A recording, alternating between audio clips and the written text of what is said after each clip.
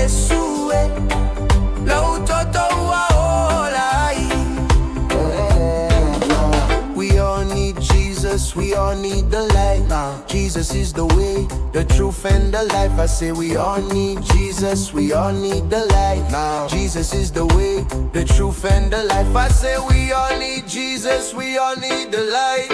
Jesus is the way, the truth and the life. How did you do it? Like ka pinga pa faingo fie ya oenga nga faili suinga. Ya, kamaro faktai ilo sungai fila wapo le ta yolta kala me faso fale nga kan dia ta wo yo fisili fo te tau on na tali mai ile anga moni malenga nga to te tau fo yo na faso mai ile famoi moi ngai lenga nga pa yo le tu o uia no wola ai le se kanga ka fa pau no wola ile tapu inga e malosi fo ile lotu o te tono lo matu ainga o inai ia anga mamionga fakiriso ia ile tala le fo isa o yai ia o le tupu ai fo ia ainga Samoa ia na ola matua e Samoa ma onga mai sa e fa mai a onga i Samoa ia sa ile taimi o le soifuanga ma le olanga sa faunga tala ile tala le tua ia por tala le fakiriso e si amato tapo inga fo isa yai ia ona fo i mai fo ila ia le ma faunga fo ile e kalesia to finga fo isa ese mo fo to finga sa yai le taimi ma faunga ino soifuanga peita yai le vai pano le olanga na matua motusia ya le to fia ile tua ile vai pano le soifuanga na matua alua ya tua usawa mawalo ile me foi le pei wa sauro matala tala ye masani na faye tatu ainga matangata Amen. ngale le ya le boleanga Amen.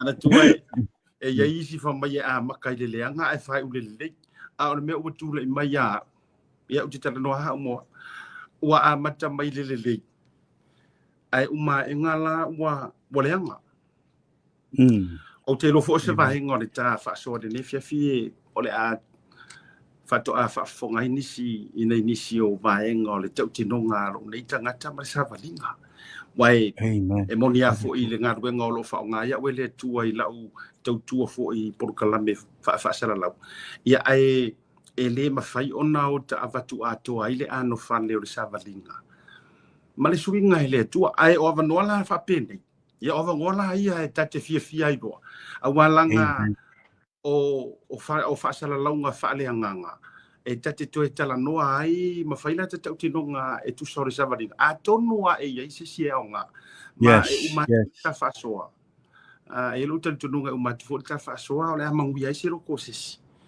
ia ma to e fotu ia mala ma wa so fo mo se tangata o le mela na tu pula uleta ia la le vale te mi le leio le olanga na iai ma le fa ngaina ai ole a o alua tuanga ile vaenga na lo to ile alu ikua Amen. Amen.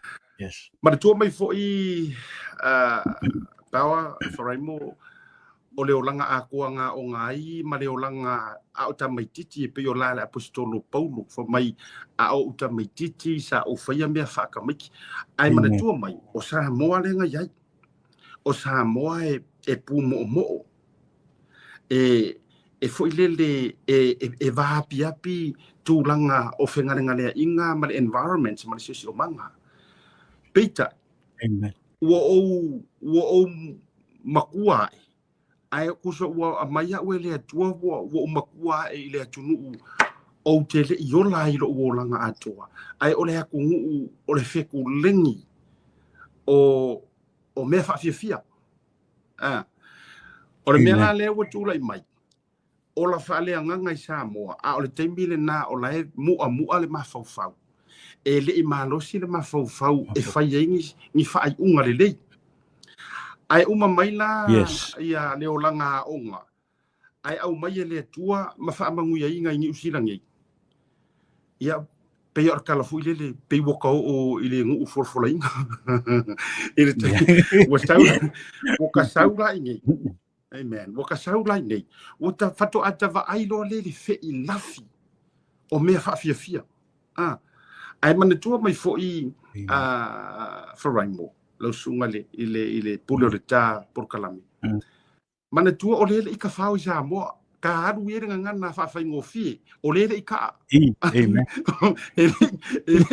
ele i ka aru ranga sa mo awa foi langa o le sa ile vai sai le taimi o le la titi o le o langa ile o la ia ka ma kukua uso ma kukua ma a le la o mo opportunity ka ke sa wai e ka ke aru ai loa e vale lo fau maluma le lo langi ai o mo wai le ku o ka e ku mu fianga ma fa o so ma e ta te saula malo tau langa fa le nganga mai sa mo mana tu mai e la se ngol me foi le e la se nga mat ka alo e ke sau malau ka pi la lo fa e te sau malau ta alo foi fa mo le yo la ka pi se o ka ma a o la lo no pa o ke ma fa i foi sa mo le ke kami so lo ai o le ala vi mai lau ka alo fa pe ngai sa mo ai ke sau ka alo e ke sau le ku e ke ka alo o peleki le level le o blacks o le ale winga o te tau ma fa ia fa mala malama o le swinga o le lau fangua wa ku oi wa e ola wa se omi ya i lo so i fuanga ma le olanga i le feku lengi mai o le maufa no me fa fia ia o inga la nga pe nga lu nga makua i luluinga fa ososo o malo marka makut poere nga sa mai mai samo ai amataloa ona tano i le pia ava malosi ya walu wa amata na fe fala au fasaina walu wa amaka o nga vai aku ka ke kulu morfa aka ai ka ke kiloku ko ya or kalango mayor fa aka fa bai oh you look so handsome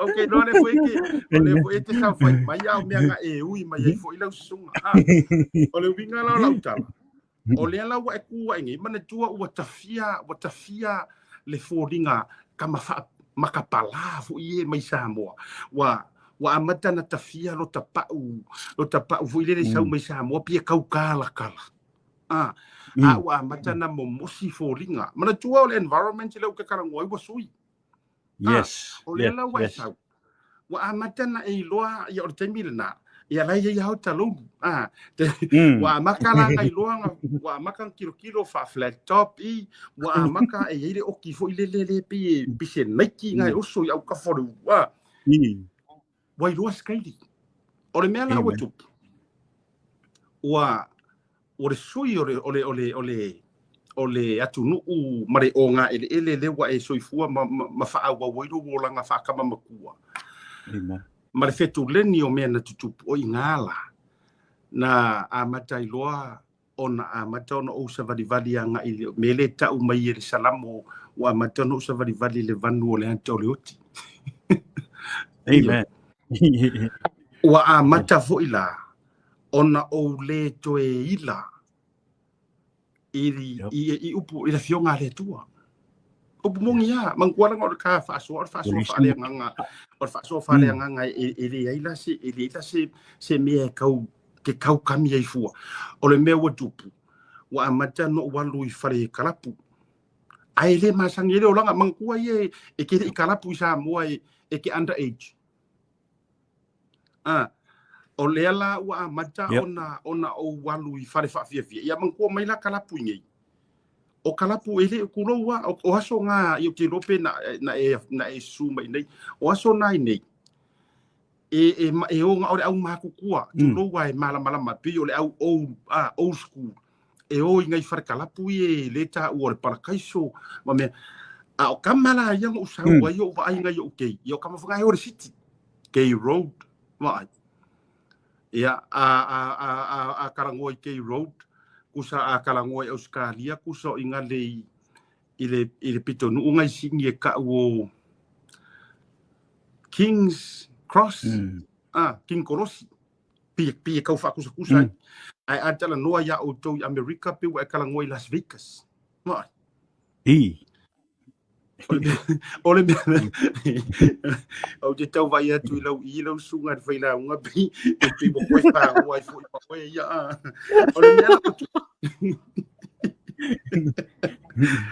ole mea la watu wa amata ona fa masangi le o langa i mea sa lei e lei masangi e lei happen mua e lei fa ia mua e maka o le wingo o fa so atu ai mo tau mo fai vadi atu me le langa i kongu wai feio lai ko kele o matou le malanga mai sa mo ai mai sia i le age le sa o le karabo mana tu o te sa o ke i ka fa sa mo le anga o le ha onga ngo wa onga ai umaloa onga arura umisionga foi mai o sau New Zealand o le ala ua exposure ile olanga sa uva ayu fai u e ngai o so mo ka songa makukua kamanga e o le mea vaia e o le i makrita RSA makritas vai falenga nga ia sa mo nga kaimi ia ai sa pe mo o ro ka loko nga kaimi ai pa because ele mafengo wadu wai onga ole la ikiki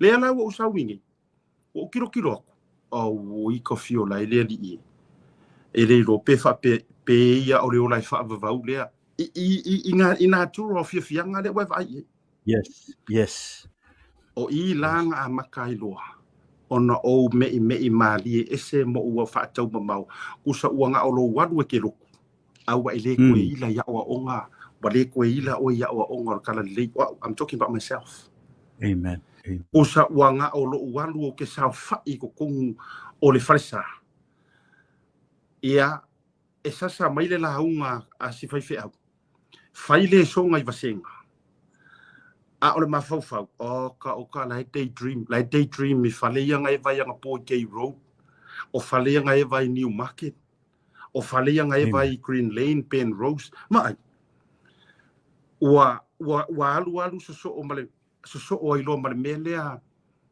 o le waingu pia tulo wa kango fia le avamalusi wa maua ya meanga wa alu ile farisa o la ile ki alonga wa sisi amen amen wa amatala na o li tu ainga o nga fu ile wa makanga fa ale mi nga o mo ko o le tu manga kuwa mai e sere me o le adu kanga ka o nga ele ki alo o nga ar kanga ka ile fa ola o kanga ka ile lo le kuwa e sere nga halu fa le o le kuwa a le melu ke kara ngo kuwa o a o tanga tale fa o nga inga ai wa ko me i kuwa o nga po sa u le a le halu i mantua la ese le nga of yo nga le tu fa mai a e loa le mea sa o ka ka ngo fai ai le fa yo le nga sala ma o inganga ke le la walu o inana matua te le ai la walu tua tu lo sunga faila o matua i milikingo mapipi mai ma o nga ruenga fo sa o fainga ruenga o nga ruenga e ko o manga i fainga paki wasisila o matua i fusi ya o le di o le lalolangi o fetu leni mai male mau e o mai wo fe langulangu ai ele ai ma se wo le au te le play minga wo mangua ole lifestyle la nga la to yes ai ona o le wo fia kama a ko i fu ma ia ma o mingo ko ma sa wa upo masania i le tala le tu a wo le ngoi ma le ngoi ku lo le au nga o le fa fonga mai lenga o pole e masa fa mai a wo le ngoi ma le ngoi e ke ngoi o ina o lai upu ye lo ma wa lu wai loi tua mala uta fenga wo o tu langa o le faita anga wo ya peino ta fayatu e yai va e ngai te auta laina wala va ya upu o ke fa makala ku wai le tu langa o le loto ke ro le fa funga e mo wa ngisi ka fa soalia a lot of them e lo ia mangisi o e ke ro ke sira fiela la sunga a farani I have some friends ka makohola i le olanga. Oka le whaongainga le tua wa aviam whaiwhi au. Amen. Yes. I think kama ia kale sia fo. Amen. So i ngā la ngā rua ia ua makua io o hai ai kua. Ua o loi le mea fo i lele. Ua u le toe la ngona ina. Le leo lo ua tua. Ka kia ia le leo kangaka. Ai o le upu moni. Ua o wadu o ke alu o ke eva. Kusa o le mea ua tupu. I was just a church co-op. O le mea ngā kupu. The only thing o ke whai ele sa. Ngā o le alu le loku. Ia kiro mai le whaiwhi au maunga fisosoangi. Ia kiro mai o kai kai. Like sa whai e whapengi. Ngā o le au wai ia le mea le ua whai. Ai o se upu i le ola ai. I a fionga le tua. A o se upu i le langonga inga o le anganga pa ia waru ese. Waru ese mai. Yes. So o la o kawhianga le ngā ka ilo fo i kawhianga i paperungia. Betu tusa. Ma le tawhianga na o iai. O le winga la utala. O wha alu e lau mori mau. Ua o ai o ngā la o kawhianga. O a o ngā. Ua o ina o affiliate. Ma o ainga, ma o cousins. They are high-ranking gangs. Amen. And I'm not going to mention the name of the gangs. I even have a uncle, he's a leader of one of the powerful gang in New Zealand. Anyway, o le winga la lautala, wa a mata no tatala ina lo ufai totoa. O te entai lisi lalo langi lea. O le lalo langi e lua haunga kari. Fale pui po o le hoki. O le mea lana ua tūla i mai. Wo whaakanga inga o ke haru wai lea te sirsila i lau sunga le whaila uma. O le maa losi o lau stands against e mea sa kukupu ma o whaia. You know? Amen. O kei Samoa mo ainga Samoa. We have a history e loa uma. E loa e mato ui lau lii. E loa e ko akele sa kaua. E loa uma le history o lo ainga. My dad, on my dad's side, look if what. Amen. O kangaka e o le whare pui le o langa. O whala au whaasainga o le vaisu. Ai inga ua o sau malu I kuala o langa I ngei e kuhu. O kilo ko fui, o woi ka fiolai. O ainga fui. Lea e wha au wa mea nge inei. I have a lot of cousins. They deal drugs. They sell drugs. And like I said, ele ai o ke le men faitalia la tau wa umano mato tautino ua la tau, they let me go. A mai le la ko fa manguia ya ke au, lai fili ya la tau ia e soifua ma fa au le o langa o lo iai, so be it, let God be the famasingo. Famasingo me he tu. Iyo, famasingo. O le winga o la utala. O me eleise mea leanga o le lalolangi ma mea ngi. Tulo. O ele iwa ai ia yo umaka. O kere involve ai fu. Lela fo ilea lau sunga le whailaunga. A auto e tū nei, ma auto e tepa I mea ua whai e lea kua. E maa ofa le loko, e maua lalo ai fo I lea nganga. Leanga pengo whai aku. Ngā mako wa I o nge mea o aisa ia ka umai Samoa, o aisa maluanga ma nge mea uma. I know exactly le diolinga o mea nge because I've seen it with my own 2 eyes. I've touched it. At sometimes I used to do it. Alana winga o whamatalanga. O ke mala malama ia I le loloko ma le laukeli. O mea ia lea ua koe whao ngā haia ue lea kua. O ke koe sau e koe kuma ke e mea ia. Aluinga lea leina o whai atu, lau tala. Hallelujah. O le mafua anga le nana leina ma maula o alu itua e turi e whai ngolo visiti. O ngā ua o sau lea kuhu ngei. sa le mua le avanoa lenā e kafau ai maka ai ia fa'asaga lo e fai le kafau ma le alu i kua e te iloa o le mea ua tupu ua makua mamā o ala ua alu i kua to the point where ko i kiki aku ai ko i kiki fo'i le mawhaigo koe fo'i mai ia e fai matu atu ke ua isi vangi ke fifisiri ia ai pese fa wa wa fo isi ya solo ai o le wata fa pa mai ile mamao ia male lo por me ko ia la wa ia la sunga fila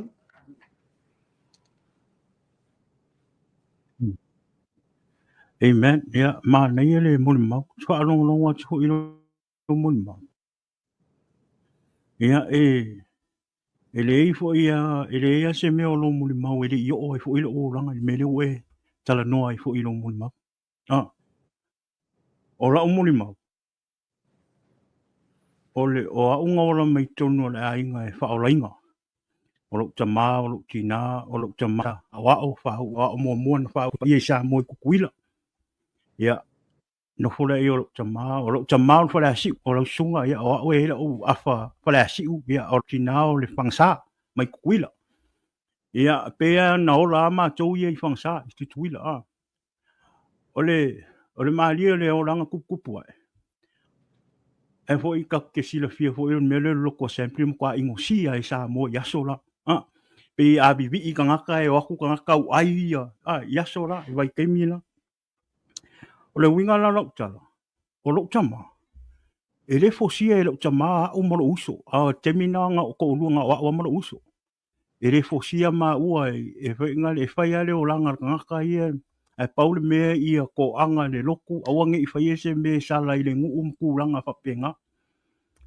ia ole malia lo me ele tele ele e o mo me fanga le ka wa ka ko isa mo le mi lilo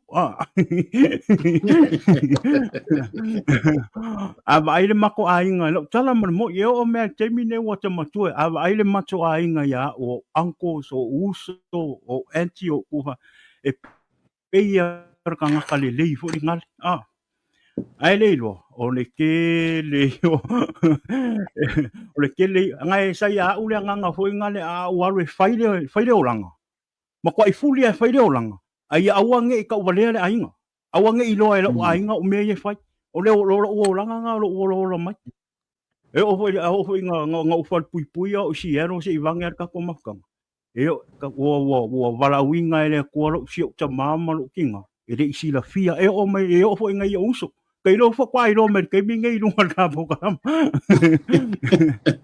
okay o le winga la no kala okay awal me o ke paftai ile tua lo sunga siata pe no foi atu no wola mai le lotu le tapo inga le o ita to teme au te fa petai ile tua lo tala man o le mea na ui ele o langa ma mea nga ka ai ma mea nga whawai. Sa i eile kaimi e kakau, eile mea nga u ka whawai e kakau nga umai la usoi fua. Lau kala man mong, wha sao mai au ele kua ni ngā mea. Ia alu ka alo ele kua. Paile kofki a kongo le kalesia. Mau ale mea fo ingale o ngā ele sko ngai. O ngā ele suwa leile, e sau ao le la fonga le kalesia. Paile wha mongkunga le kalesia. Ka alo i le li. Ka alo, moko ka alo i numo le li. Ai nga ua, o ke whawhekaira i le li. Ua koe suia e le kuoro uolanga. Ma koe au mai e kongo le whaorokanga. E le i o. E le i o le lima o le kua i a kea. Kari kongo anga i ei ale wala au le kua i a kea. A ka whika ku le kele le mea ngai ngaka alo i luma o le kua ma le makau i luma o le kua. Wa kakau anga umakua umalulalang. Au ke whawhekai i le kua. Wa koe suia maila uolang. Ao leo ke maua le ola ma le mano siri kai mingi. Malisi mea e ke ua i lo uloko kala se umako whaiwhi au ngā sa uloko i lo Garden Grove. I lo California. Le sunga ia o peta ma. Sunga ia pasau ina o peta. Orang kala le ia whamai pawa. E le oe se koa pe a whai ke koa i mea le rangi e ke para ai i mea le. mea whaaleanga e ngaluenga lea kua. O rau koa i larulang e mawhaia ska me kiki o ngā whaia mea ngai ke whaia. Aro ngaluenga lea kua o ngai loa i oe o koa pea sau whaile ngaluenga lea kua. A wa e sau whaile ngaluenga lea kua. Kele i o a u le a u mai a ke oe. O ngā i ngā lai kofo i ngai lo ora whaaleanga pe mawhaia o ngā e whaia. Ia war koa i me larulang. Ia e ke le ya o le fefe ke ko e fai me le anga e whainga le i ua kule le anga i liskangaka aronga luenga le aku a o nga sau fai le ngaluenga le aku ka unga e fai ma maka ke maka o le aku fai me au fa ku fai ma fai ke ngaluenga le aku o le sila me li e siaka ka ilo pe ke sila fio le me nga ulo ai wa longa wa o ka kongu i le aku ma o maka i le aku ke roa ke mile lola. A o ngā wale whasi sesi pe o ke fusu masesi. E re o ia ka ikar fefe. Kala man mong. Kalua inge ia na tulanga ko ngā whaingali ngā ngā whaisa o kala se kasi whai uso ma ke whainga ruenga. Ile skala malu si wenga ngā kala whenga koe whai me rola kopo e. E ke rola usunga. E umara o kala ngā. Au whanunga kunga. Soli.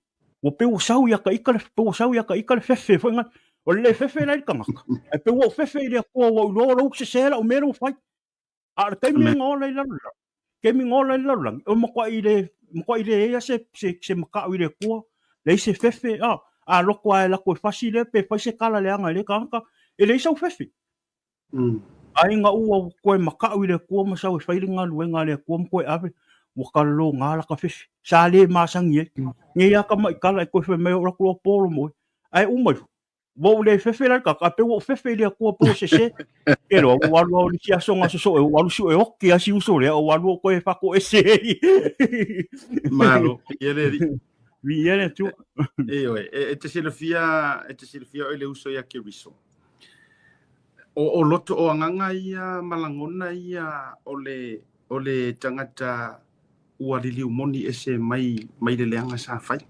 Mana tua mai foi peifon ufai atu. Whamuni naro roto i lo faso. Peang ufai atu. O kere ia maka leanga. Sira fia umai na mako e kangakanga mako au karavau mai sa moa matou fiola. E rau kei roa. E o ai ngai o uso mga i o kausonga no uola e ai tere o lo uola ngau lau ki i na ingo se u tama. E tala noa ia le wadi ia. O au edis kaka leanga i sa moa. Ai ngo bola e fo le wingo la utala e o anga yo uso makukua ia fa malorosi la ko faila ko fa malorosi nga va adele makiki ai bola ko ia waru la onga alu wingo la utala o ingei ni usila ngo usawai na matua i o ai tua ile tu ai ngala ngona fo le fa peaka i kor sa olea o lo loto wa mo tupe o te tasi o ngā ruenga sa kelinga mako woi mo kausonga ye ngei e affiliate me o kengi. O te loa lau te maua, e lau ke maua ka whasoa, e lau te ioe i lau kala lea. E kelinga o waru, o ke halu ave ka avale mo te o e whai me o, stand over. E o stand over fale o le au maholi, o le au konga, o le au palalangi, ingikia, e mo ke o huenga le e koreki. E koreki mai pe are ko ngia i ka lafu wa si sila oi me wo ye le o langore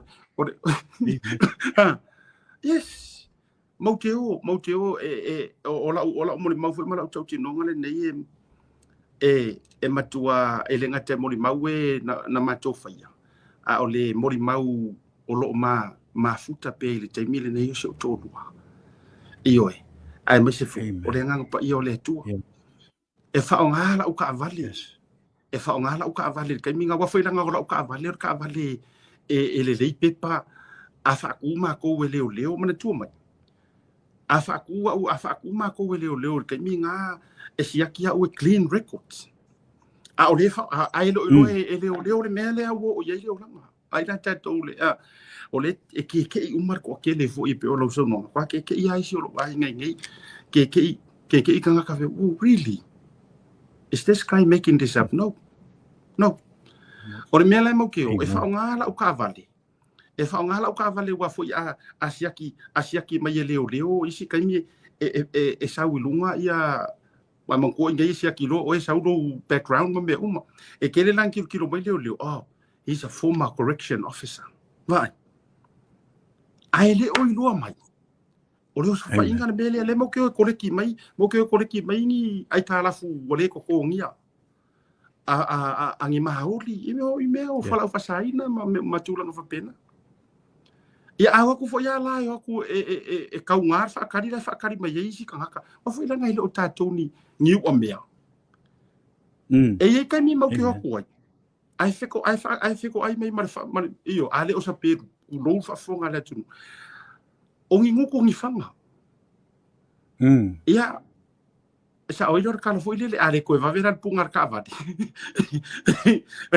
wasi ai ole o langa le o le o fai ma vai su ai o se o langa nga masangi yes wala e yai taimi o le soifuanga kawa o te toi no fo ar kaimi o ke ufo mo fa pe fo lo ko wi ka fio la ya o mama o ale mea o yai mongia o ila e kongeki mai ai lo ile vaenga na e sa unoa pe fa fianga sui ai lo male tu inga tapu inga le nei o yai amen o le kaimi o le tua o le si mea manga yanga i le soifuanga ele informing menga o pe o informing menga lo appointment ele fa pe mai oh you're next yes I'm going to change your life in the next few minutes ole swinga ele tua e ke rei loa ole wa amaka you have no idea yes ya o le vaenga la na mafuaina sitasi o aso o la usaungi ke ko yaru paki o kirisimas la usaungi ke ko paki ka penga nga ya apanga varu pasengi ese lo fia kambanga ni usila sa yai wore ko faia ya so nga le varu pasengi mas fu pasengi o saungi la ke aru ke ke kafau ai e ya le vala aulia ya we e tangata i o le mako au whainga ruenga ngā Sky TV i a mako o le vala aulia ya o le tangata lea au laku o vai o le Sky TV o le mako puli e se ala o vai i le kanga kalea isko inga si tamasi muri ange fo fi au ai you can tell le mamalu o le tua i anga me fai o failo le o ke mankuanga le aso le foi le fusuanga si le fiel fusuanga a pakali nga faisa mo ya mana tua ile fusuanga Joseph pakali aso kongu warenga jo mana tua la vapea o le lai wa pisi ama ko le ile pay per view funga le pay per view le ko kongi mai wo pisi me de video ma kanga kai fia fa on la ko wa Sky ile pay per view la nga le fusu ya Joseph pak failo malo longa uli folo no fo le lunch room ai sa wa ro marka kale ngo mai taua mai la matanga fa ko fenga ruenga o na la o ana mionga o lana tala noa manga me fai si e yai le mamalu nga le tua ke o ke kilo ai sko inga si ai o so mai lo ko le lunch room lo ke ngo fo anga sa wa ma fa soa ma tala noa de le yor kanango fatua uloa yor fifi au invite lo mama u fa mai e ila mako Christmas carol o fa kona le lo ai kau mai o le assembly ya ke sila fia ka sila lo ko matua i o le fia ya God forgive ya ma fo what yes e te sila fia o le la o invite lo o si fifi au fa mai ele mako Christmas carol fa le pota ya ai malaulia invite sa fa fonga special mako team ya fam karkana e ke silfia fa pupu ela utal nga mafua mo ba o ke ya lu so fia fa longo o so fia tolo o so fia lu me fa assembly ai ngo walu it's out of respect mana tu mai I admire this man ile kaiminga o fa nga ngai He is so kind. He's just so good. O le suafa o le whawhianga inga, whaamalu lau ka ngoi whailolo, o le suafa o le whawhianga inga. O pasta ngalu malemana Veni Morisa. Oh, okay. O ioi, e mafuta lele ia ma le whawhianga inga le sa e ta uolo le suafa e sira fia lele ia pasta o peta. O peta, le te la ule te sa, e whasawina o peta. E malama, e kai whape ngā fo i pei o le sunga i le to ina ia o peta. Ia, o sauro le whale, o sauro o whakulo e mako ainga, se o tō rua whakero e. Se o kere o fiaru kele le mele ai la kao ia o ngole. O lo respect is ko inga, kulo, it's just out of respect for lele, kao just to show up. Au whakuri, o whatu mato ainga lo tō rua. O ke ngengo kulo ia oi.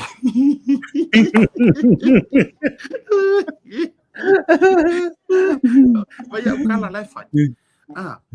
Ia, o whaku, o ke ngengo, ainga miki foi la wapa. Tula ua. Ilo o kere o whapengo whaku, o kere o fialu o se lotu. Because I have, ue alo kero ai ua lai la uroku. E ui nga makua yo ule koyo, o se wharisa, o sa vari le, maybe 5 years o kere ko u fale isa farsa ala ile nga ma polo tu lo to o fa ku roi ma kwa nga ya la nga mai nga ya papa ya ku a o ngengo ku ro ya oi pe kasi pe luanga i pese si vai nga o ke ngengo ku ro ya oi e ka fa ma vai ro ka e se ro vai o fika ye fa al nga lo ke fia ku kulier ma ku pa ki lo ke si massimo le break up te lo la oi avatua ma ua saule le si fare kuor fe au piki ku ma o fa pe oi ka fiolai wai ma ua le ku ma ke ku a usa avatua ma ua ma watu ore kumor ngapu o fiu la u ka mai fasi o nga o kile o nga kile bo pole mo le kasiale apale na pie ka fa o le lau te tau fiu te tau na kongua o le o ki ka fa ia ku o fika fo i o ke kaufia ngofor piko i kua. Me sili o mai ko kongo le hall. Ai ave ama ua koe kura i membre avatua piko ai luma. Mas kau fa ia le piko i luma. O fa pengi. E sa o ila utala le faiso o ila porkala. Oh my god. Ia. O fa ai fa o ke paku i le si au kafa o ke paku ngasole. Ola se kumua. A urendei. E matua o le o seki ale mele uku o ngi mau. E fai la lautala.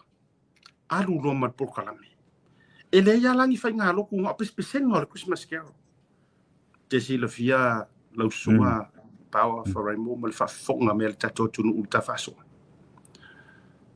Makua i kangi a la u fasi o ngā inga.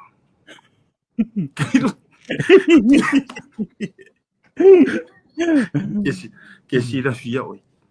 Le ala nano fai atuai, le ngā lue mai a le nganga o le tua, e te le iloa, e ke le si la fia. E le, e pe ang ufa ngare upulea, e le ese pre-warning fo i le pe o la walu le appointment. Amen. E sauru pala au mare fo, ma i e umaloa ai, o oi, bile ese mea whapenga, te si la fia. Ke va ai le pepese, do you know to me in my ears, e kaimi ngā, pe o pese ngā angiku. Yeah. And this is where o I kongu waia lai o ngā ngau loko. I mea I o vi inga, mea ia. I team. Leanga o I kongu wa le breakthrough. Nga mafua ai o ngā amaka o ngā ulu fale.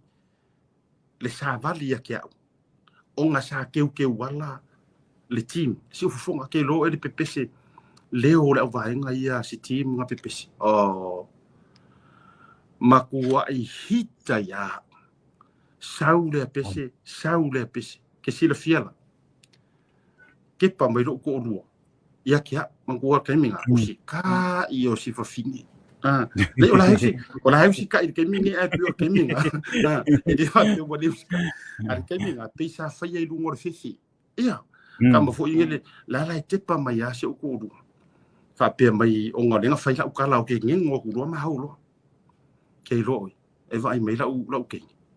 O koe pepe aku ori ma fa fakati si ko tiki bo re fia wisi wa makua I wa makua I hita o pespesenga Yes. alu aya wai maringi o mak wa ngofo ma maringi mali ia o mak ke lola fa pupula uta le Christmas Carol le Christmas Carol o ke le iko mi ngoi se mea o fai atu ia wa fia ro ko lua wa foi lai re o manga o foi to finge o ni paki o le o ke aru makoso fa ka ko ia nga la ku le wai le ingwe le fai e lo to lua na mea ai nga le la ku ngofo ia ka avale ma moe ia kasi ia fa ia mo polonga nga fai le kai mo le halu ku o le olanga enjoy e ka ika ai safa ia ko lua safa fa finge Amen. o lea la o pe wo fia mai si o ko wo fai aku let's stay here ai ke vai ka kangi mai o ke fongi e wa si le fia foi la le au paki le fa kari me TV bro are you here are you near bro what time bro ngale male brother mele sa wa ye man ko foi la o yai la attitude nga o ke le boring o ke fia fa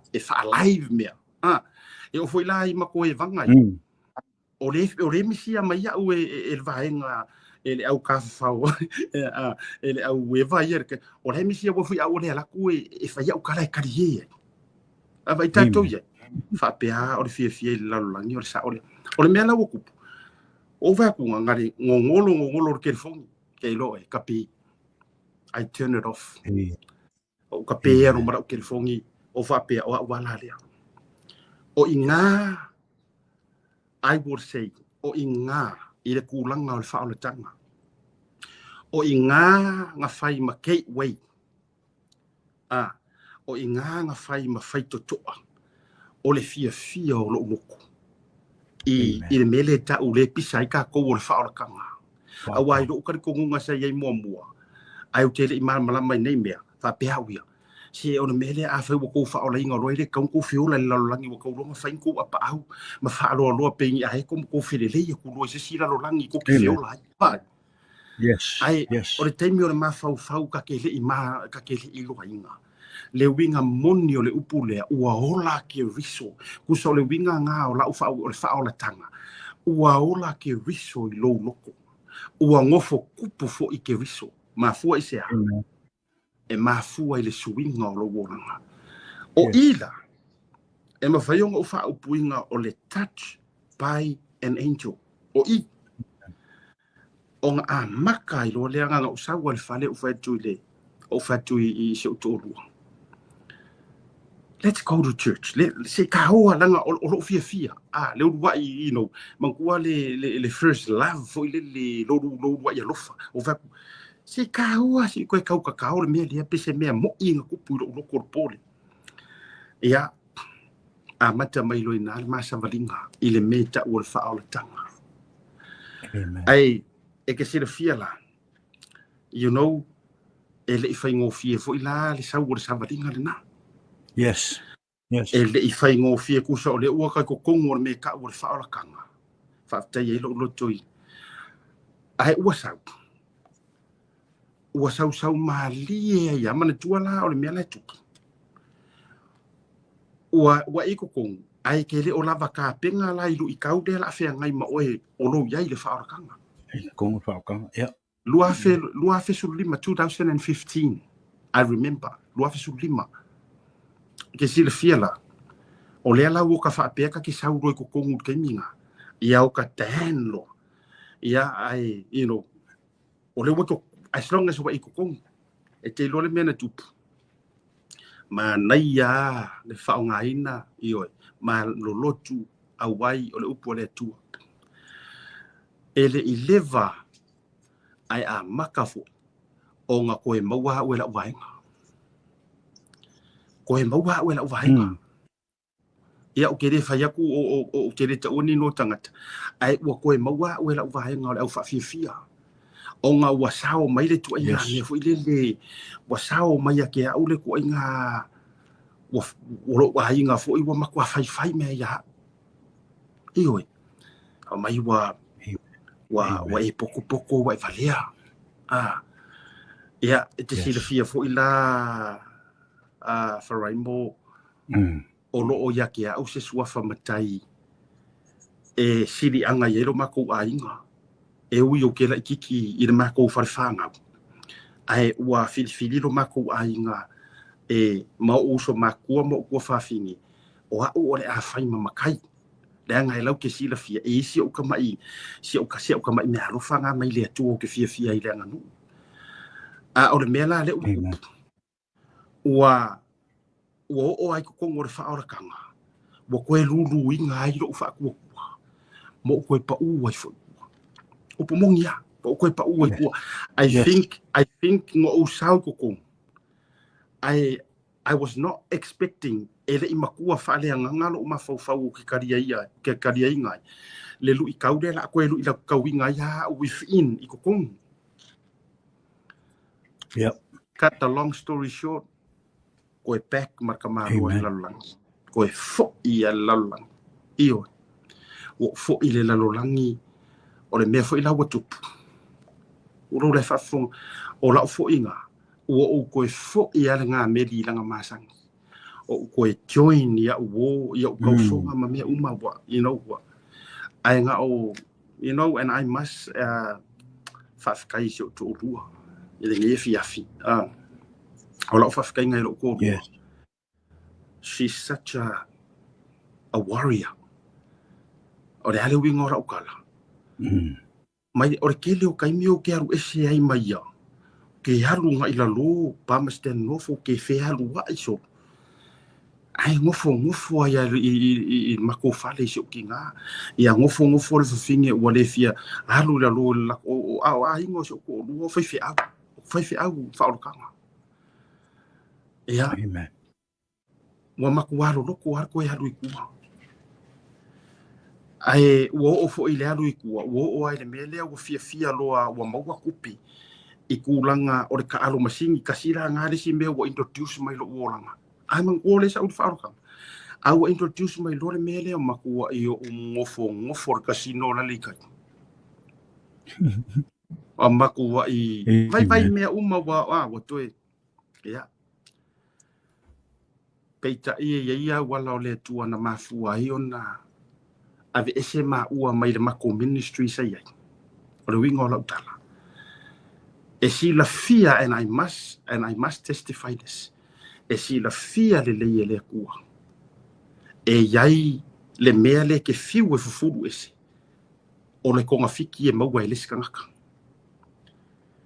o la ufu nga testimony e vaku le ngi kaimi ma le loko fia a fai don't get too comfortable I get too comfortable ala wa eloa wa amaka inga ko me I no and it's got nothing to do with the au it's got nothing to do ila wa ngale ku po ila ba no le nga e yai le kami nga e kadia ai wa e ala ku wa too comfortable it gets to the point wa uru lo mafau o title wa o le siaka wa we kaunga o mea ia leo ke wo yai le fa ora kanga a leo ke alu ama carry o lo ke carry nga mea ia it gets to the point where amen pei wo fai pei fo ile le wo ke e ai fo ile upo le atua wo ala unga mai wo fo ki inga le until inga ua ma feilo ai male au na le tua le wo yai e ma ke feilo ai ma pasta waiter e ma ke feilo ai ma pasta waiter ma kua I o uma losi ai kulanga o fuala au fa sainga ile move ile kule I nei I was a driver e mau ke mau u kausonga o gang members they are batch members and again I won't mention their name because wa uma fa ida mako tio wa mai o ke fo ile kua o ke kakalo mai mo o ko nga o le kua fa msingo ya o ko marka ko a o mea nga e mawala o e se o foi au dia Ya, ka ilo li sua fale fa ngai Godfather. Yes, o te le natia. O te le natia le anga e mafua mo pisai. O nga o ke fa fe kai mea nga lave ia wele kua. You know? Amen. Ko ikiki ale ai se fare ku le ngei o kilangi south, west, north, east o ke le lua. Ko ikiki ale ai me ka o master. Kanga ka sao. E o le history o le o mainga ale commentary ma me uma ko ngei le o mainga le angai o te malama uma ia. Ai sea. Amen. Nga maku alu loko ale alu ikua. E te loa le vaenga malia e fasi foi lau testimony e. Ke le yongi vaenga ai la u kango ko. Ina ua ma ile ma watu le fai poiponga. O le fai poiponga lo nephew. Sa lotu ya Pastor Waita fata. O le la fai poiponga. Wa un fai yang sau se o nephew e vaku. Nga mariu fo ile la san a vaku wa u fai o inganga mafika u mo ma fai fai. A o le te tau ma fai fast forward mai la utala 3 years later. Kwa fai poipo le rile. Ko sa fo ile kia. O ke la ko fai le fai poiponga. O fesile toi la fai fai wa ka uma ya Waita. And remember something differently ila una le ale tu. O le faso ingo le upo le tu. Ma ke aku le asonga ile fai poiponga. Ma te atu. O la fa le tonu le ma ainga me se tu. La lu wingo la tala. Wa foko ava yasonga wa umanga faile ma fi feeling ala aru finge wa makwa le fia wa had enough ya wa miu had enough lo le fo i me fale a walu la lo me be ya wa fili el tina le ainga tu watu lo ia atu ayo ngofo ha o ke focus a o le fare pui ai me i fai wa o woki ai roa wa fasi yoki o se si va ku fa fonga me ale tu. Amen. Ai sauro la kamale e va ku o fai la no fai poiponga la un nefiu le. O to fai atu lo e tina ai nga nothing. O fa tu vai. La ngore invitation le sa mo ma u. E le o lo la la usan le wa fa nga u ma u ko fa finge ngai ni usila. O ke fai ya u ma o ke ka u ma fa nga. Ia o fa ku le se usan le. E o yedo ka ua ya o ma ua le fale kong le ainga. Si na mai a. O sa le sau kanga ka no nefiu e vakua. Ainga ke le o ilua se me ai fa mai ia. O mai ma auntie. Bang o faku o kera konga o mai. Please uncle, can you bring auntie? Mai, can you bring it ma le ma Sofia fia. O fai lo se o ko lua. Vaku vai. Ala ila loia me toni. Aru kenge vaku vai. Ma dia sau kau just to appear le so ka biki a mo vele nga ko foi le o ila ro ia ai o ko eva ia ke ro la o gangster lo foi mo o la nga ia e o le ar me ku pu mai ia o mo lo la le fa la fi di lo lilo pio belen esa o ai la walu lo ke patch mem pa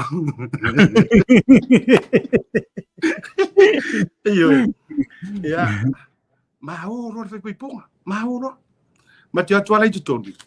Ia sa o ai se a ma fo ngor tanga ta wa o pomoni ele o sila fia le foi fe au e Pastor Waita ngai mea uma pa war mea lai lo ai ia o Waita o o fai ngor o maliu le o le kari o le fiu la vale mo. Amen. E te sila fia la o ele so ya te riso la unga lo mo fe au la unga lo mo Waita la unga fe le unga ri fo ale maksa fa ke ro o ele utala mai so le pui o le pui paki o loi maka. Ke ro ke iro ko o ruai o musu ko mala fa ko isi.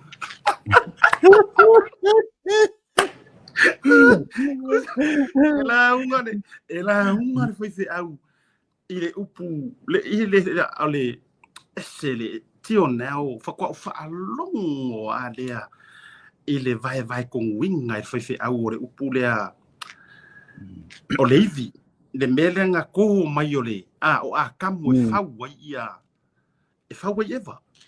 Amen. Ma kua i vai lili ia e Pastor Waita. o lea la unga wai tai le ngari I lo nephew lea maro ma sonko rua yo se fanga ka unga yo ka singa fa male le I lo e fai fe au makua nga le ma inga le wa maka mas bo kuso bo ba ke va ai o le lau ke kangi de nga lau kangi de nga mai lau kangi ma lau kengi de sa fa yo o kafa le lau ke kanga kusa mangua sa fa ia hanna I piko le aru ke a kau madingi lau loi maka kau fa sang wenga ko e bi kau fa kama le ka fu le speak a wo fi wala kau fa ya kunga wa ke kele ai lando fa nga zi wa ke kele ai lando a I roi maka o kango ro o mare limo se ko ro o kango pau alai sasa mai ale la unga e nana o fa ya tu no lai lo loto o le kele o kaimi e a o waku malo o nga uma kupe ngo fa nga uma singi ai e uma fiafe ile aru casino ai o sa e ke va ai o upuleanga uma fa mai se o ko do ke la u ai nga kai mangkua like o nga like under the influence ale fo ke sa uma me mam ko ma ko ko ese ku fa nga mare kata si fa fin o le lai fai mai ai o so ai marka ma se kudi o le winga la lautala so se kai mea rua ia lo ko rua ia lui I longa ai e le kai rua ku ka uai me le anga yo fa ia e rua ku a ka ma fai e vali se mea ka fa manga ia o la ko ai e me ai sau le la unga le sau ile ivi le anga ko mai o le ivi aso ele I ko nga mai nga se ivi o rumor fakfaka po o kua le pakua po o kau au ai ko mai le ivi o le ivi aso o le ngā luenga le ivi aso e protectinga o Hawkins o totonga e pui o aso kurowa o ivi aso nga ke pui inga o kokonga a fia o kokonga e o umai lo wola lai ai maro fa o le la unga mai le fai fea maka umai ia isio nephew le ama malonga ko alua o le mafu anga le nga ko mai le ivi aso onga e yailo nga winga o faiva o ele kinga e ke pui lo ko alua ala ia fa mai mar fa te inga me foi na lea e ki nga e ke vai lo ainga o duli lo maka nga ku I oi ai ala ku fisilia e ku nga nge fisilia e o maku ala no wo lo maka e ke leke kai e ka ua ai ke fai mai ia o waru fe kanga me au se e pa uere le sasa ka me ru maka o e maua mai ia o sa e te watu fai vai ia o le ufi amen eu que rongi kai mi bore ko fufia fo ikingangi me what too much ai le winga o le haunga le makua pa tonu ai kia e lo o le la pantu mai fo ile fa kula o kala lu ke fia kama a ku mala fa kanga kangi le lo le lu ke fa kanga ke pa awanga I lo mai e lo to lo o ke kau fa se pa fa pengi o la fo I makua lo I maka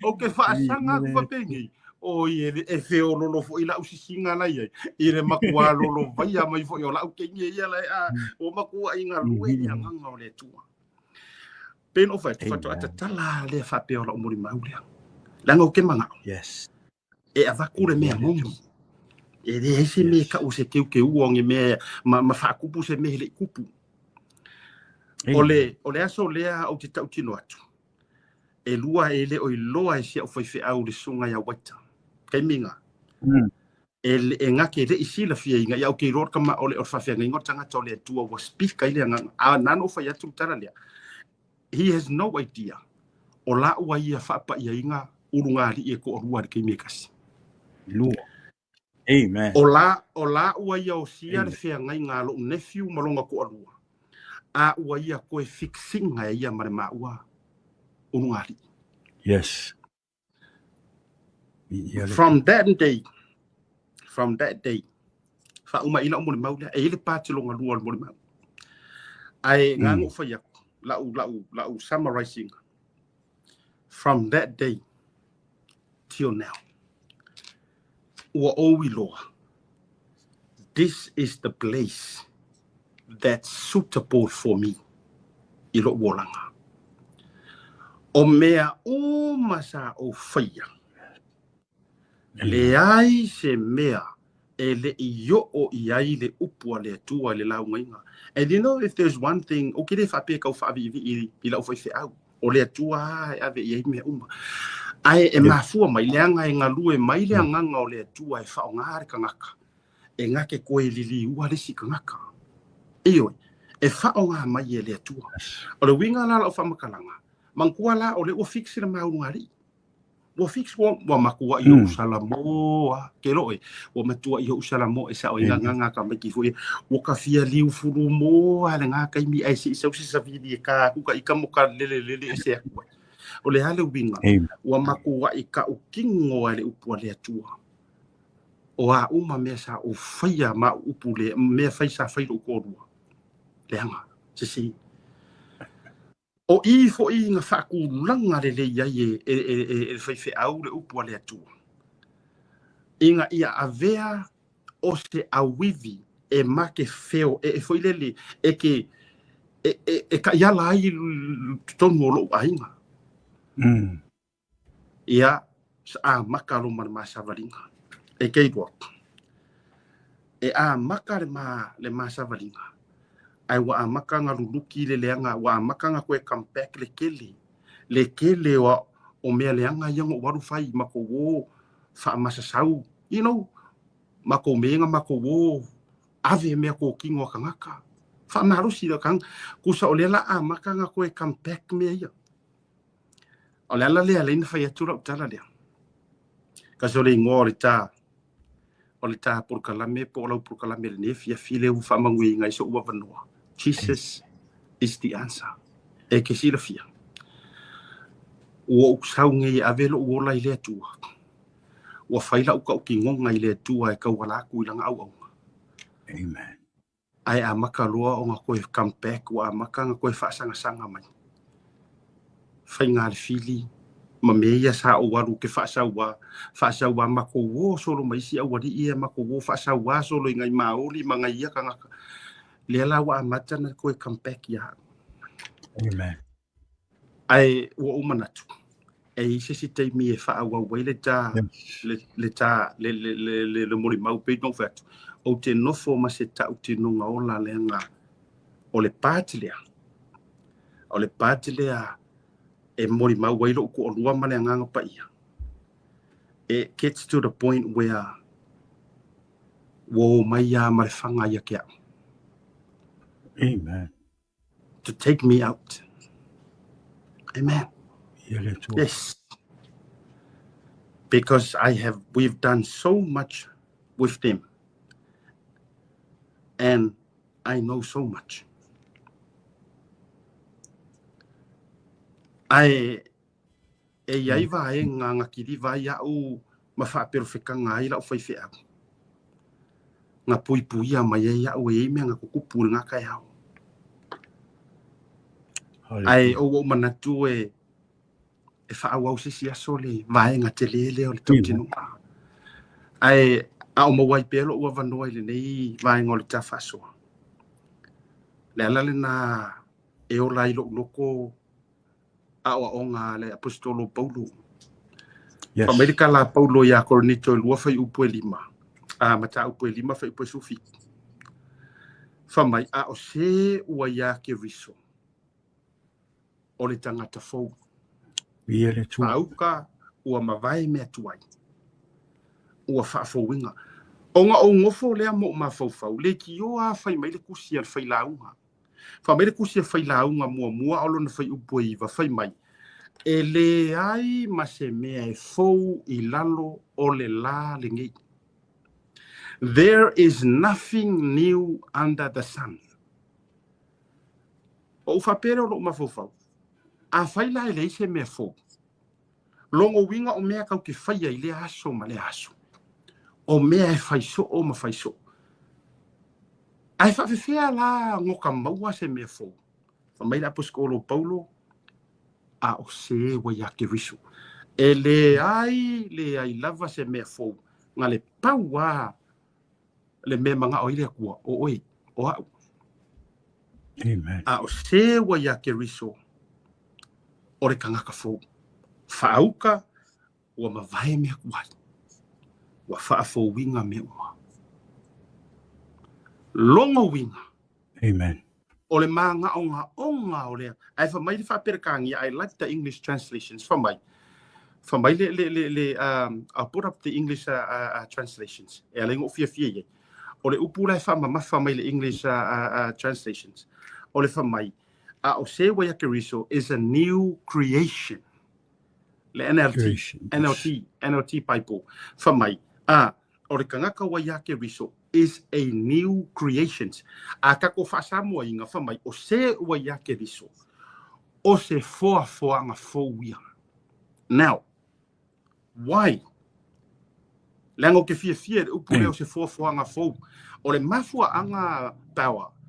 Leanga o le ako akoa, lea nga fausia ai oe maa ue lea kua. Nga fausia i le ako akoa. Lea koe wha mamafa kusia Efeso. Lea toi wha mamafa mai kusia Efeso. Sorry, Kolose. Kolose konu whai upe se fudu. Whai mai. A ua o ofu ile tangata fōu. O le ua wha fō winga i le iloa e wha atatau ia fō linga. I le na whaia o ia. Vai. Hallelujah. Lava maunga e rua o ke manga o e summarize ai le vaenga mua o lau ka ukingonga. Whamai Paulo, i a korngiko, o se ua ia ke risor ka ngaka fōu. Amen. O le ale fōu le manga o iai. E le nga o se whaakaunga o se o fōu. E le nga o se whaakaunga o ngi se vai fōu. Whai mai, ia pei o langa fuafuanga. Lono winga o le singa ngalolo ka kukama. Ia koe wha ako a koa inga o e mau. Le whafonga me ngi vanga o le fiafi. A new creations. Why? Because he created us in his image. Perfection. E si la fia e lea kua kako ke pa u. Lea ngai whaafiku nga furu ngi fiku nga pa u le kangaka. Anga salamu. E si la fia ala e lea tua lea nga ele ikuria mai, ele ia mai a kako ile lalolangi ngai. Ele ikuria ia sa kangi kuli i a Pluto pe kuli o ia Mars pe kuli. Nga kuli mai e masakangi fonga ele. O lea la le winga nga si la fia e lea kua. O le a kofo inga i kako. Amen. Ai o lona wha moenga mo oe mau wha fonga sa moa ringi kai. Inga ia koe wha foi oe le ako akoanga le lei nga fausia ai oe ma. E rei so ako akoa. Si la fia e le atua o te pa u ia so uma. Ma faufonga o leita. Ma faufonga isi kaimi e oe. Va ainga o mata ma me wha pena le tu ina nau ma mea uma. Le anga o le sauanga nga Yesu. Ai a whai e se vaenga o ke fia. Whamai le tala le kusile a Kolose a lausunga. O te fia e so whai kauinga. Whamone a whai e te whina ngalo ai. Le kusile a Kolose. And I really like ile a whai upu a Kolose e tolu. A ronda whai upu e se funu. Whamai. Amen. A ua o ofu i le tangata fōu, o le ua wha fō wina i le iloa, e wha tatau i a fō linga i le na whaia o ia. E se ro fia i e le maulea. Whamai ia o ofu ka kou i ofu fōu, e wha pei o le kangaka fōu. Goi kiki a uma ia mau o le o tusia Paulo. Po kusi o a Paulo i ekalesia e fia o le karangoanga lea i le whaafowinga pe whaafewhea o nga e maua le o la fou i a ke riso e o kusi e feso e whaalua se fudu ngā fu e karangoa mai ai i le whaafowinga la vau tatou i a te aulaia a i se meo ke whaafkai ai i a o le uso i le ka whaasoa ke whaafkai le kua ai sea ua ia la vea i mai a Yes. ai le vanu o le ata o le oti. Wala vea i mai au, mai mea sa fai ma koli aka i lo uolanga. Ngai e whao ngai ngai au ngā le tua. Pei fo yo se o te mawha le anganga o iei le neiteng. O le lau ngai ngā le upu o le tua e whikau i maa. Le ala fo i lea e ala i onga o koe wha fefe.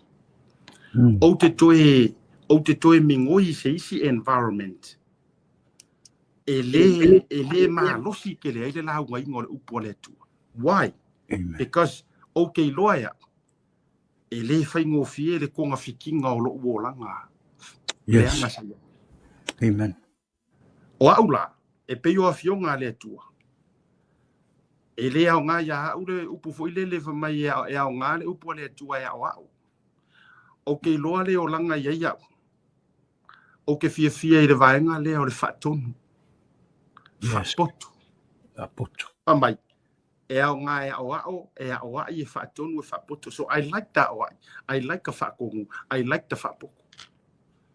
Wafo ilanga isi kai minga a au pi wakau pi la tau too comfortable lai fo ika me fo ile ai ala ile oilo ai wa maka fo yanga kau me esele o langa me ia ola fa so ale mala o tino nga se vai ngai lunga ta por kala me fa tanga fa ele tu ele uma ile Amen. ia ai o te fa tai ia ona o me o fa ele tu mo o ka ko uma o le fo i fa fonga mai isi kanga e sili yaku mea ngau ia i o leolanga.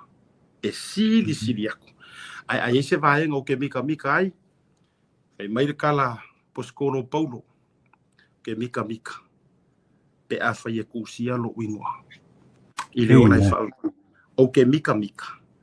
O ngau le sa kaulo ke riso. Pauanga le meu ke mika. Ia whaftai. Ia o se whaasoana ma se tau tinonga fo i malusunga. Ile ne panga ole fiafi. Ia biere tua. Yes, biere tua. Ia te tonua to tele tātou o mata mai mua mai le ne fiafi whaalongo i le mole mauole.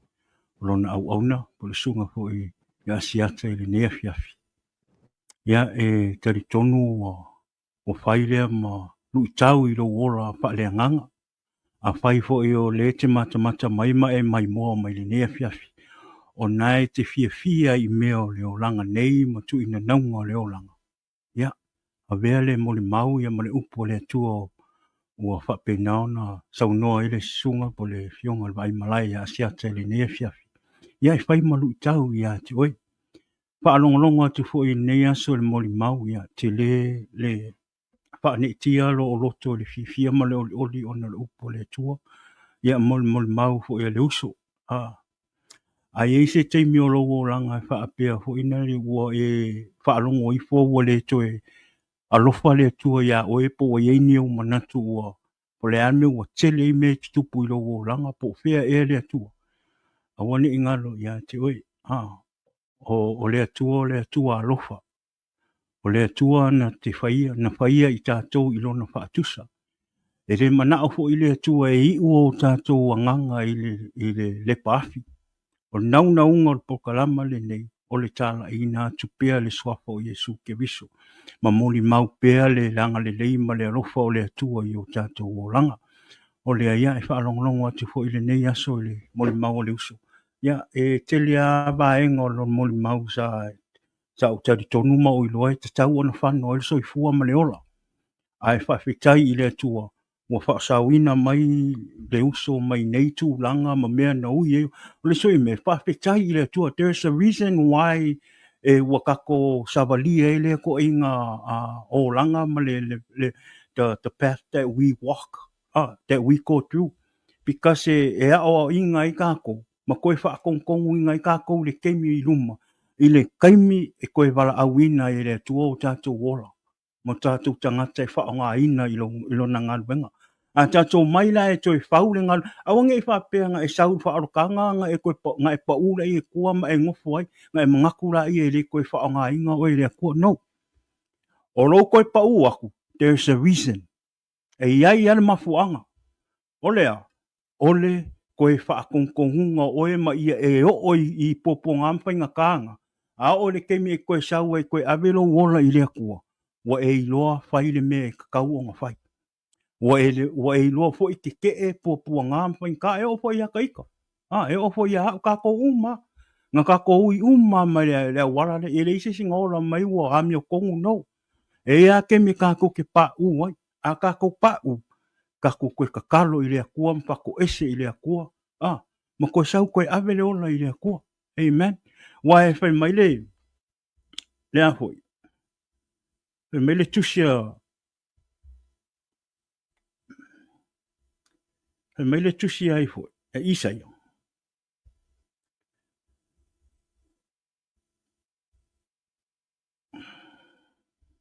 Whai mai le tusia Isaia. Tau le tusi masang. Tusia Isaia 5 whai upo e walu. Whai mai. Awa o manatu e le o manatu. O wala e le o wala. Ua whetalai mai ai le li. For my thoughts are not your thoughts. Neither are your ways my ways, declares the Lord. Awa nei o tātou whaapea o tātou tue fo i loi tua ma tātou pā ua. Tātou whaapea la i aironga tue e lofa mai lea tua i ate oi. No. O lo tu avanoa mai a lea tua i ate oi. Pe ke pa u whaafia, pe ke pa u whaafia, e iai a lea avanoa lea tua o tu mai i ate oi. E au ngā le tātou pā ui tua. E fo inga le toe whau mai e o tātou o langa, ma tātou ia a wala ia. Ina ia tātou loa ele le leima leanga. Amen. O lea ia o te, o sa o whaapopola i titi nā e whaapitai i le tua. Whaapitai i le tua, ia i le nea fiafi e ala i tātou pokalama. Mo le tua le whaapitai i lau sunga, a siata i le nea fiafi. Te sila fia pasta wa vai lupea o te loa le maua le tā sul 5 minute, lau sul 5 minute, tā le 5 ia mātou ia ona i fwina i whonotanga o lo mai. Au manu ia lo toi lau saunoanga, langa i re taimi o leo langa, o le fili lava o le tangata Samoa. O le fili o le maa. Yes. O le fili leo kākou. O le, it's so hard for us to be honest and to be, straightforward. I mea na tutupu. Now, e se le mea, e se le tūlanga fu i le ia o lo wafea o mea o le tua na i lea o ngā. E whamakalakala fu i le pei te whasoa ai as bright food. A o le ao ngā o le sona o le tua na i. Yes. E whale a o ngā i more ngi kaimi. Ai whaaka penga i ka kou mo mea ke kele e whaia e le tua. Yes. Le wingo la utala. Mo le to tele o lo whaafo mai. E le whapea fui. A wakun ma whaasoa nga ke arua e whapea loa. O ruaya ngā ia ngō le kau ki le lalolangi no. O le o tā ua whaasoa. And I am so moved by the Spirit. Yes. O utalia i fo i lau whaatala ura mai. Ta whiloa i Missouri mo e uso. Na e whaato ai mai ai. Vai whaila oi. O ke le fialu i lunga o lau porokalame fiafe mafe o ngi viewers. Leanga ele o lo uanganga le nā e fo i lele inga ia o te fia ia i le i lau porokalame. O lo wingo lau tala e whetau i le lei e tau te nonga whaaleanganga mea u whaia e lea tua ma le porokalame lea Jesus is the answer. O te fia whaai u lau whaasoa ma lau testimoni le tusia Paulo le kalesi Efeso. Le tusia Paulo Efeso e wha alona whai upu e lusu ma lua ma lusu ma le tōru whamai. Ia wha umatia o tau o langa tuai na o tau o lai. Yes. E tusa matu i na nau leanga. Ia toi whaafowina manao o tau loto. Ma ia whaafowina o tau i le tangata fo. Ua whaia i fōlinga o le atua. I le ami o tonu, ma le ami o pa ia. Ma le whaamau. Amen. O awinga o nitala. O le straightforward i o ngangana le au mai. Whaumakia o kou o langa kuai. Ai aur whaapirikangia o le mea le iwha mai kiot. your old self. Yes. E le mawhai o ngā maua se kangaka fō. Pe a whai e le ioki mo i le kangaka kuai. Amen. Spiritually. Spiritually. Hallelujah. E le mawhai e pe ia fō i ore koe kuku. E le mawhai o ngā kako koe kuku mangu malo mai. Pe a whai e le whioki. Leanga o le process o le awala lea. A le atua. Wha le anganga fō. Kako ke whioki e kakau o ngā oki alo kako ki. O ti loa le tangata tuai. Ai wha mai. Ia ai tusa matu ngau leang. A ia to e wha fōwina mana o le loto. Vai. O le lokoa. O le lokoa mamanga o ngai mafua i o ngā kako. Ia wha umatu ai marau wha soa i le neivanga o le whiawha. Teite le lava ia te o le uso. O eo le au na le tua. O eo le ave whi au a le tua. I asu whapene. And I'm so happy. O fearful. E te tala atu fo i. Anga ke le. E le part 2, part 3, part 4. Mangkua. E le i o ola umori mau. I isi o waloanga. Ma mea na whaia e luta ma whaia nganga. E mafua mai ai. So it's continuously. E whaia pēr ma wha au wau pēr. Ia pēr wha pēr le na. E toi mo so ua wanoa. Ia e a wha pēr le toi maua. E le a whaina. Ia e tele ia nisi tangata o mai e wha soa fo ilo lato fo i testimony. E whai ma wha mungianga. Amen. Ia. E o ke le whakura a mea o ako koa. O e le ai o le a e kau ma whai. Ai pe o fionga a le atua le tuse i a kopo e whawhai upo se fulu. Fo mai le a kopo e whawhai upo se fulu. Wha maua lalo. E whai ai ngai. Humble ourselves. Ona whaai aina leo tātou e le atua. Ia. Wha uma koe malau pito la au. Ona lafu atu lola ia lea. E lau sunga i le whaila au ngau le. A vife au a le atua. Ia ele nei vanga o le fiafi. Whaftai tele i le atua. O te fia wha mawinga fo ila o whaftai ai le i wha mawai. O te whaftai ia i lātou uma o e na sao whanga i le fisoso ninga i lo uolanga. O ke whafkaisi o ki ngā. Ia ua whailangi fo launga se o ta mā. O te whaftai fo i tangata uma. O i lātou te ngā lako karikonguinga. Ma o lo whaau au pia. La matou sa valinga whaleanganga. O ke whaafkai aku. Ai, o te whaafitai atu fo i nisi o ainga o lo o whaatau sua i mei pia ia tea.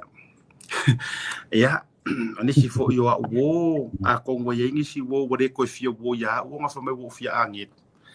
Ia, uo ule koe fia ingi whai ngā pāki, uo ule koe, ai tasi lea mea uo learning al soifuanga le nei pau. E a o fo inga si ikia e lea tua masuia oe. E o le environment e ko uai oe. E o fo i tangata e au. E sui a koa e lea kua. So o ke le popole la, o ke le misia ngisia uo. Sa mamai lo uloko. A whaia ua uma fo i le kaiminga a lau wai e lea tua la kou ia i lo uolanga. I welcome isi uo fou, mangisi kangaka fou. E mako ke salva vali whakasi. Se ia kau i le kingi. Then, o ke muri ka ia, i le whasingo manga e au mai e rea tua. Ia, ngai ngi a yo a inga fo i o lo le fia ia tea. Mangua e se atu taia e se la usau lunga por kalame, Jesus is the answer. Ia, o mawai fo i lo ua vanoa. Ia, whatu e se aku fo. You know, this is one of the greatest lesson wo mawai lo ua awa o ia ue ro ka mawhaleanga. E lenga o so se ke whako e se ai. You know, I love that teaching. Arwhina ka ia a makanga o karia. Ai pe ka i wa avea ma mea sumalia i leoranga. Whamaila ufula uka maa whaaleanganga. Salvation. Mantua le ingoa lea leu. O le ingoa fau lea leu wha ingoa ia wela o ela o na le tu. Mai salvation asiata. O le mele o le whako ese. E le whaapea nga o lou se se ke whako ese ai. E kusa fo i pe ke iloa e ke sao. If it means if fo ai lo lua va ma lesi kangaka waika ya oi kusa pele isa me se ranga iris ka ika e o ai lau aka e ika e iris ka o a i lau pupula ika fa mai o lo utama fale nganga learn to forgive people fa manga fa ko ese say sorry Ia, a o mawaila le nei avanoa. O te whato e se atu ai le to tele. O e, Yes. o loo feika ia ke au. O e o loo le fia. O e fo i o loo tau whaia ma tau pule ma whaingi kala le anga i winga i loo whatau wa. O te whato e se atu ia au tau whako e se aku. O ke whako e se o le ase mea o se kala o se upu ma mea uma. Ia, ha mangalo.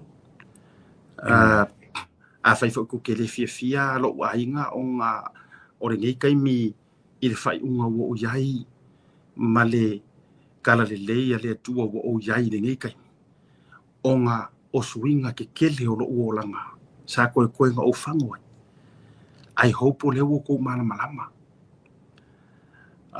o le wo ko malama i le fo mai fa le nganga malanga nga ruenga kele sa fai i le koe kau fongo inga o lo langa ya mi se fo yo o le masa valinga ma se ko ru o ke fa ko ese ko i ko ke le malama te fa nga ai le nei avano fo le nei fiafi ia a ingo so ko lua a ingo au tangata uma so se silava ia ai fo ise kai mi wa le kau kamali ai ia sa ko fa fonga se upu ma se kala o la unga luenga you know that is what I do fa mo le nga singa mingu ke kango e faila o kala le vainga le se uso po a tawa mana tua mai fo o wa yo la unga luenga fa sala lau te fo o nga luenga le leo e isi kai mi e ke fisiringi ai le leo ngi usila so le vainga mai ora o kamale mo ke o lo kuso le a tikera o tikera e te momo so a fai ar nga luenga kangaka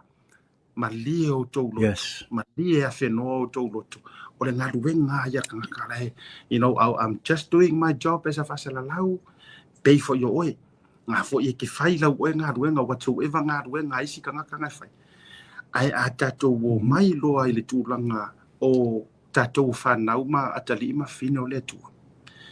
Ka ko whawhi mangaloa. Aua nge i se pita nesi. Ia ma se kūnganga ki ngā i fua resi. Ia ai tatou ngā rue puno wai pe o fionga le tua. So ngā ngā puskoro paulu. Fa umatuai. Whawhkai kele ia o le uso. Whawhkai kele Power of Raimo la ufo ile tatalo ia koa lo loko mo ngā ruenga le tua. Ia koa lo loko. Aua e ke whaavai. La ukala lea. Leanga o lea o hui mai ai I've overcome kei loa. Ua avea ma mesu malia ia ke ukala leanga kankai whai mai. Aisea. Leanga o ke le whaafia i se kangaka. Anga o fionga ia le tua. A whaia o ka kou ongi au kau kua mo le kua. E ka kou ke le whaafia i kangaka. Kau ke whaafia mo le whinga ngalo le tua. Pauanga. Amen. Ia, a whi mai la i o sa utala whai. Ia, alofa kere se o ko rua le ka pua ima intercede. Intercede, mai wha finger whare.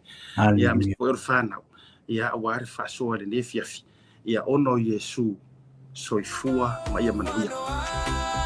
Ia ole na ia tari tonu ia ole fai unga ko na tatu ko kalama ia fiafu Yesu la utoto wa olai. We all need Jesus, we all need the light. Jesus is the way, the truth and the life. I say we all need Jesus, we all need the light. Jesus is the way, the truth and the life. I say we all need Jesus, we all need the light. Jesus is the way, the truth and the life. I say we all need